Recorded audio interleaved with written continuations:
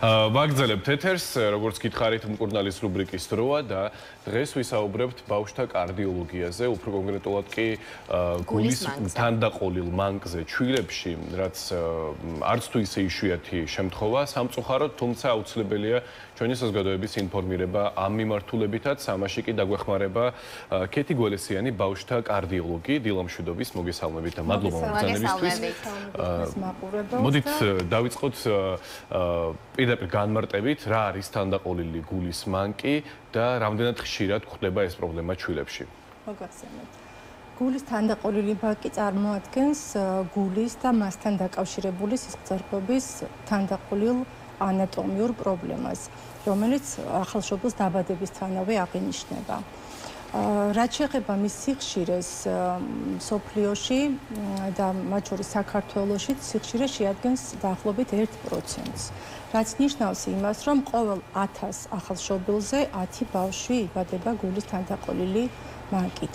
ჩვენი რეალობისთვის საქართველოს შობადობის გათვალისწინებით ეს შეადგენს დაახლოებით 350-დან 400-მდე ახალ შემთხვევას ყოველწლიურად. დიახ, და რა არის ამის ძირითადი მთავარი გამომწვევი მიზეზები?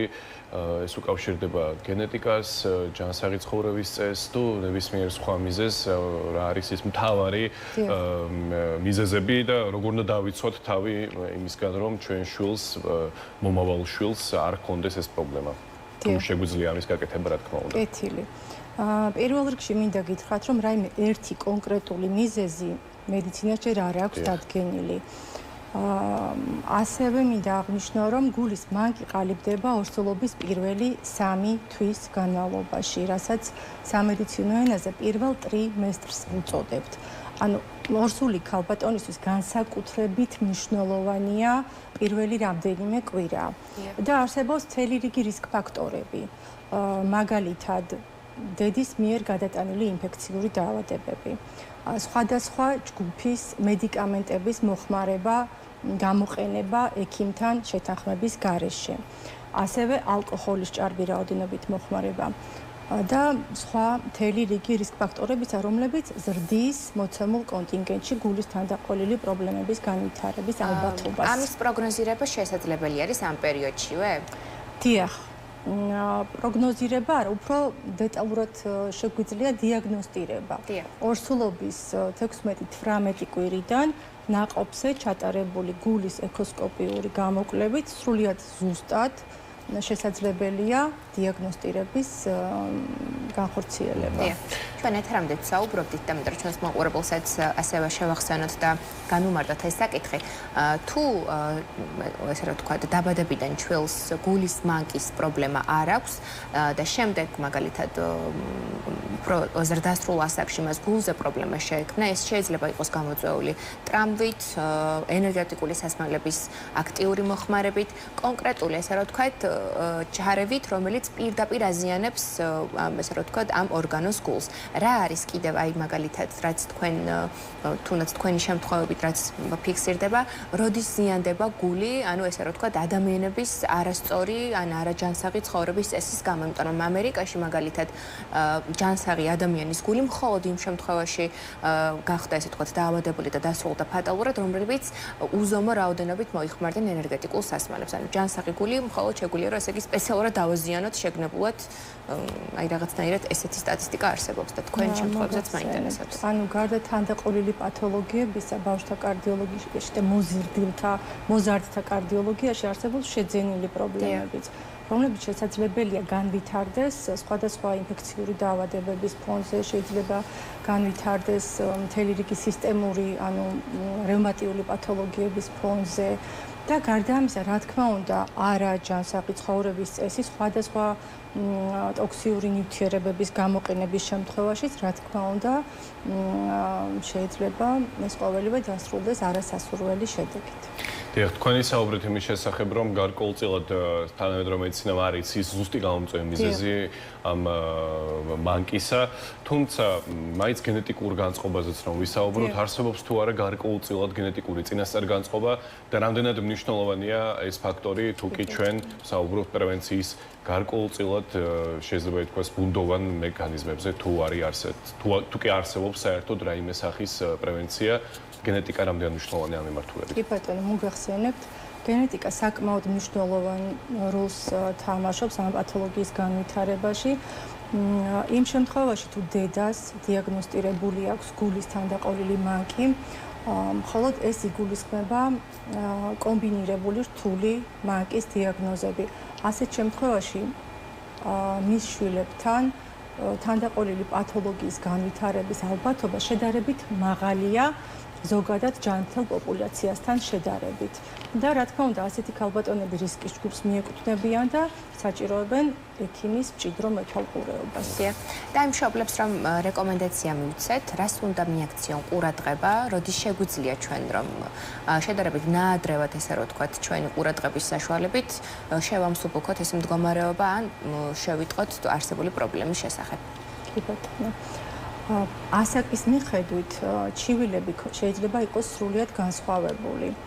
მაგალითად, ახალშობილებსა და ჩვილებში მშობლის ყურადღება განსაკუთრებით უნდა გამახვილდეს ისეთ ნიშნებზე, როგორიც არის ქოშინი, კვების დროს, საკვების ულუფის შემცირება, გახშირებული სუნთქვა, წონაში მატების შეფერხება.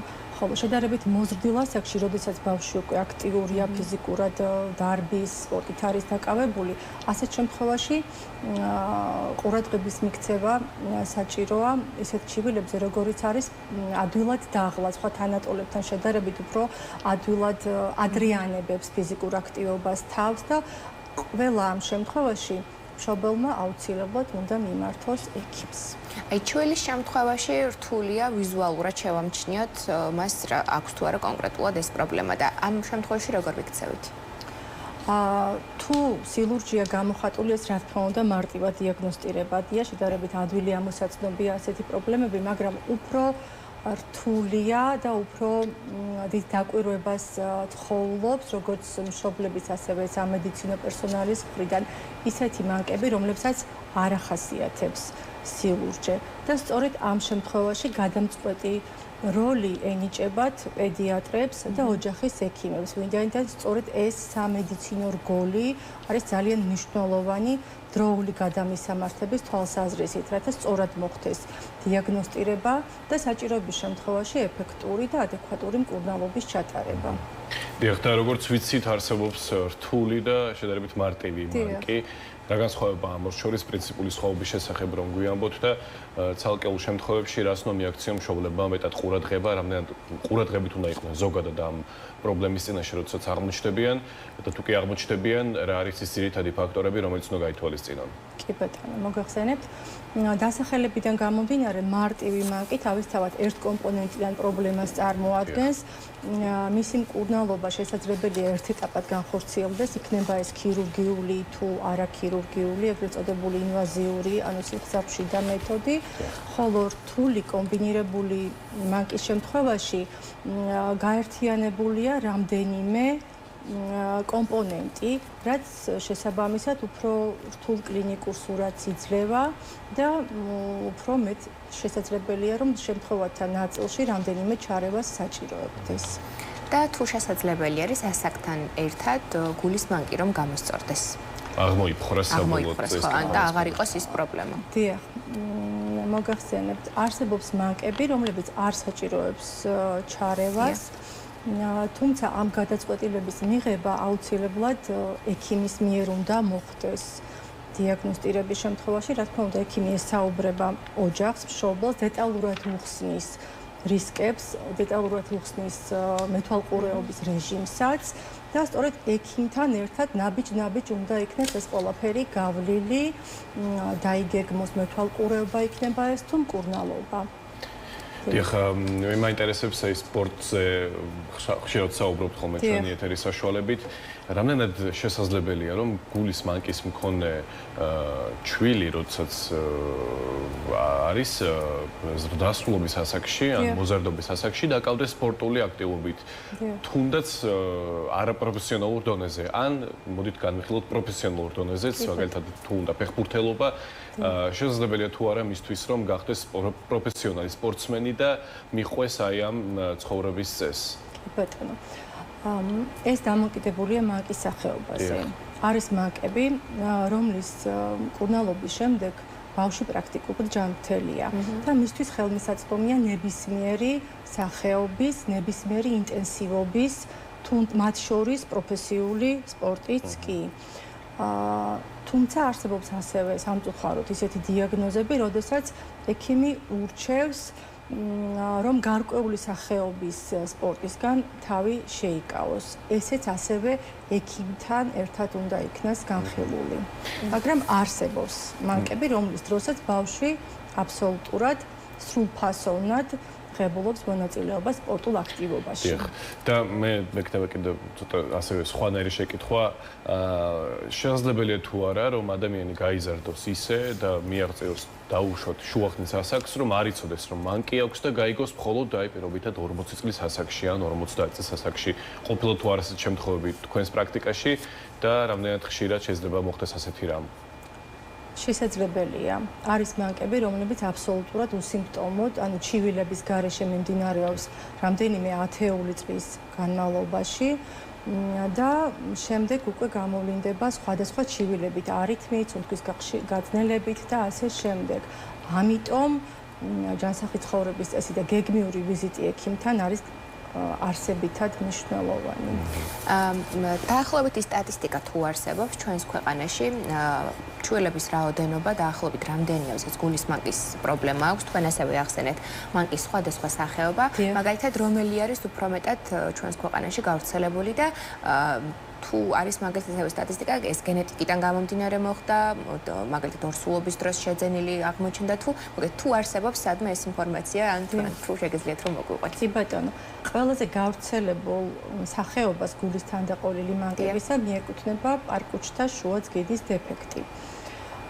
საქართველოში, ისევე როგორც მთელ მსოფლიოში, ანუ სტატისტიკა პრინციპში ერთგვარია. მიზეზებს რაც შეეხება, აქაც სხვადასხვა რისკ ფაქტორებია, ზუსტად იგივე რაც ზემოთ ჩამოვთვალეთ და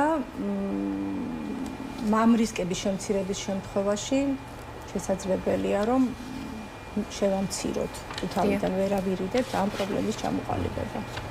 და რამდენად აი როგორც ვიცით და დიდი იმედი მაქვს რომ არ ვწდებით და თუ კი ვწდები ბოდიშსიფტი მაყურებელთან თქვენთანაც ზირთად გულის დაავადებები და ეს პრობლემა უფრო მამაკაცებში არის როგორც ვიცით გავრცელებული უკვე ზრდასრულ ასაკში თუ შეცდომაა ეს მე შემეძლია ბავშვებთან დაკავშირებით მოგახსენოთ აი ბავშვებთან უბრალოდ ჩაგეკითხებოდით გულის მანკის შემთხვევაში არის თუ არა ესე რომ თქვა სქესობრივი დისბალანსი აქაც რომელ სქესს აქვს უფრო მეტად რომელს ნაკლებად ან უბრალოდ შეიძლება თანაბრად იყოს გამიჩნული სქესის მიხედვით რომ თქვა მდედრობის სქესს უფრო ხშირად აქვს ან მამრობიც ასე არ არის თუმცა არის ისეთი სახეობები გულის თანდაყოლილი მანკის რომელიც უფრო ხშირად მდედრობის სქესს აღენიშნება არის გარკვეული სახეობები რომლებიც მამრობის სქესს უფრო ხშირად გამოუვლინდება და რომელია მაგალითად ასეთი წინასწარ რომ პოტენციურ მომშობლებმაც რომ იცოდნენ არ ვიცაც უკვე ხავს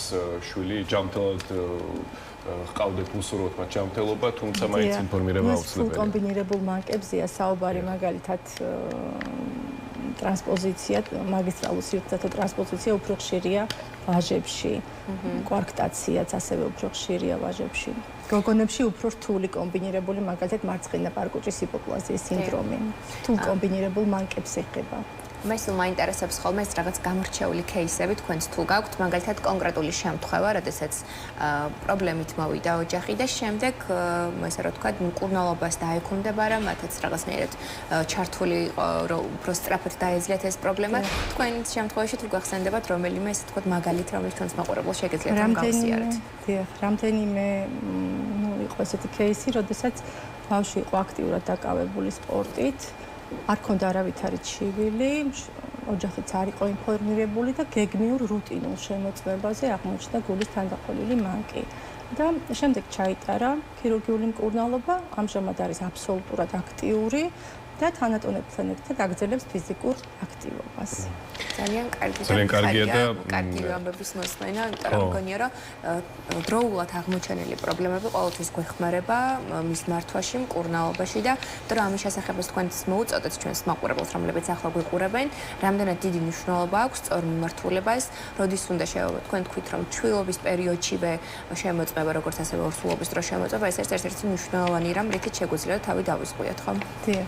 გეგმიური შემოწმება ამ შემთხვევაში რა თქმა უნდა მნიშვნელოვანია პედიატრების ოჯახის ექიმების აქტივობა და მათ მიერ რაიმე ეჭვის საფუძვლიანი ეჭვის არსებობის შემთხვევაში დიაგნოსტირება, გადამისამართება უნდა მოხდეს კონკრეტულ სპეციალისტთან. დიახ, და მონიტორინგზეც ვისაუბროთ, ვთქვათ, თუ რამდენად მნიშვნელოვანია ერთი მხრივ მონიტორინგი და მეორე მხრივ რა სიხშირით უნდა განახორციელოთ მონიტორინგი, თუ კი ასეთი პრობლემის წინაშე აღმოჩნდით. დიახ. ეს დამოკიდებულია ასევე მანკის სახეობაზე. დამოკიდებულია იმ ჩარევაზე, რომელიც ბავშვს ჩაუტარდა და იმ შედეგზე, რომლითაც ქირურგიული ოპერაცია დასრულდა. არის მანკები, რომლებიც პრაქტიკულად განკურნებით მთავრდება და ასეთ შემთხვევაში შედარებით დიდი ინტერვალით ხდება მონიტორინგი, არის შედარებით რთული მანკები, რთული მდგომარეობა, როდესაც პაციენტს უფრო მჭიდრო მოკლე ინტერვალებით ესაჭიროება დაკვირვება. დიახ, და ბოლოს შეჯამების სახით როგორც მომავალ, ასევე მოქმედ მშობლებს რა რჩევას მისცემდით, რა არის ის ძირითადი მთავარი პრინციპები, რომელიც უნდა გაითვალისწინონ მშობლებმა იმისთვის, რომ საკუთარი შვილის და საკუთარი ჩვილის ჯანმრთელობაზე უფრო მეტად და ეფექტურად იზრუნონ. კი ბატონო, პირველ რიგში ჯანსაღი ცხოვრების წესი. თავადაც უნდა მისცენ ამით მაგალითი შვილებს და გეგმიური შემოწმება, სამედიცინო შემოწმების ჩატარება.